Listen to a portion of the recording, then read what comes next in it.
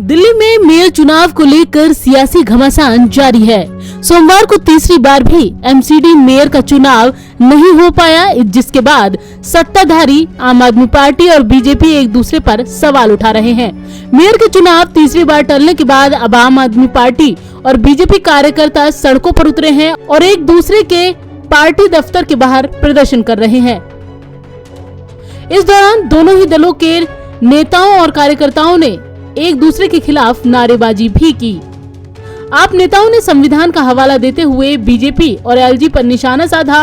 आप इस मुद्दे को लेकर सुप्रीम कोर्ट भी पहुंची है। भारतीय जनता पार्टी की केंद्र सरकार ने बेईमानी से अब तक एमसीडी पे 1 साल से कब्जा किया हुआ है। ये इस कब्जे को नहीं छोड़ना चाहते, क्योंकि जो जो बेईमानी चल रही है वो बेईमानी आगे भी चलती रहे। जो जो ठेकेदार लूट रहे हैं वो आगे भी लूटते रहे। इसलिए केंद्र सरकार चाहती है कि बेईमानी से एमसीडी पे कब्जा कायम रहे, जो कि नहीं हो सकता, नहीं होने देंगे।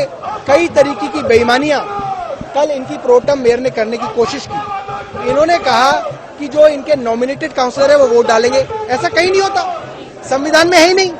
देश के अंदर 1 से 1000 से ज्यादा म्युनिसिपल कॉर्पोरेशन है, कहीं पे भी नॉमिनेटेड काउंसलर मेयर के इलेक्शन में वोट नहीं डाल सकते।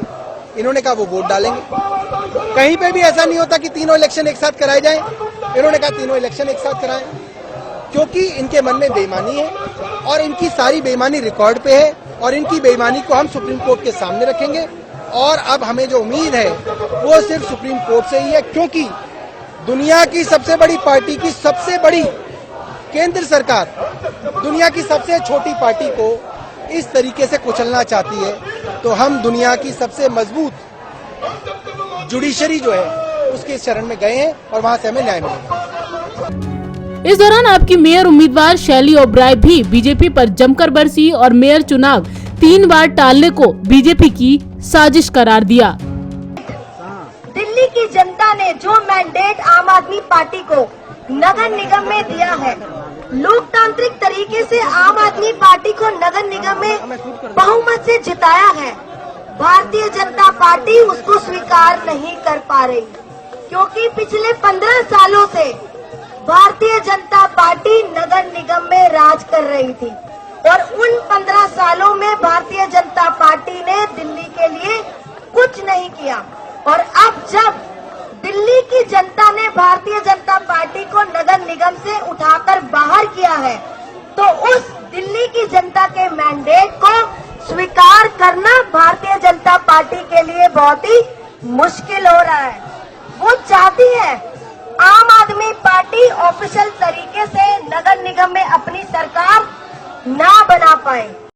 दरअसल सोमवार को एमसीडी हेडक्वार्टर में 10 नॉमिनेटेड मेंबर्स को वोट की मंजूरी मिलने के बाद बीजेपी और आप के मेंबर्स ने हंगामा शुरू कर दिया था, जिसके बाद एमसीडी सदन की कार्यवाही स्थगित कर दी गई। दोनों ही पार्टी के नेताओं ने एक दूसरे पर मेयर चुनाव टालने का आरोप लगाया है।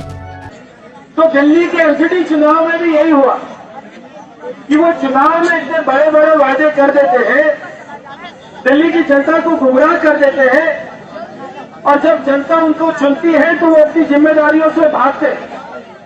कल मैं हाउस में खुद ही मौजूद था, अभी मैं संसद से आ रहा हूं। ये लोग आजकल दिन में 2 काम करते हैं। ये पहले सांसद, जो हमारा संसद है, पहले जाकर वहां चिल्लाते हैं 11 बजे, पहले उसको भंग करते, उसको नहीं चलने देते। फिर जब एमसीडी का हाउस होता है ये भागे भागे उसमें आते और वहां पे संजय सिंह, राघव चड्डा, इनके जो राज्यसभा सांसद है, पहले वो संसद को भंग कराते, उसके बाद में एमसीडी को भंग कराते। वहीं बीजेपी ने आरोप लगाया है कि आम आदमी पार्टी अपनी जिम्मेदारियों से भाग रही है और मेयर का चुनाव नहीं होने दे रही है। इसके साथ ही बीजेपी नेता रामवीर सिंह बिदूड़ी ने बीजेपी का मेयर और डिप्टी मेयर बनने का दावा भी किया है। आपकी पार्टी के सांसदों को कानून ऐसी इंदौर मेरे सांसदों को मारेगा कि आने वाली 3 पुश्तें भी उस मार को याद रखेगी और जब भी चुनाव होगा थे कि आम आदमी पार्टी का रेखा गुप्ता मेयर बनेगी, डिप्टी मेयर भाजपा का बनेगा, स्टैंडिंग कमेटी का चेयरमैन भारतीय जनता पार्टी का बनेगा। इन्हीं पदों के बाद सभी हमारे माननीय पार्षदों को इस शानदार आयोजन के लिए बधाई, हसमुख जी को बधाई, आदरणीय अध्यक्ष वीरेंद्र सचदेवा जी को, क्योंकि लीडरशिप पर जोरदार तरीके से पार्टी के कार्यकर्ता अरविंद केजरीवाल की सरकार की जो विरोधी नीति को चला आंदोलन छेड़े हैं, बहुत बधाई, धन्यवाद। दरअसल दिल्ली में सोमवार को मेयर चुनाव तीसरी बार टाला गया।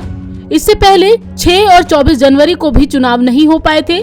बीजेपी ने एलजी वीके सक्सेना से सत्र फिर से बुलाने के लिए 10 फरवरी की तारीख की सिफारिश की थी, जबकि आम आदमी पार्टी ने 3, 4 और 6 फरवरी का सुझाव दिया था। एलजी ने आपका सुझाव मानते हुए सदन के सत्र के लिए 6 फरवरी की तारीख तय की। हालांकि अब फिर चुनाव टालने के बाद जहां आम आदमी पार्टी ने सुप्रीम कोर्ट का रुख किया है, ऐसे में देखना होगा कि कोर्ट का इस मामले में क्या रुख होता है और कब तक दिल्ली के लोगों को अपना मेयर मिल पाता है। नवोदय टाइम्स के लिए संगीता सिंह की रिपोर्ट, दिल्ली।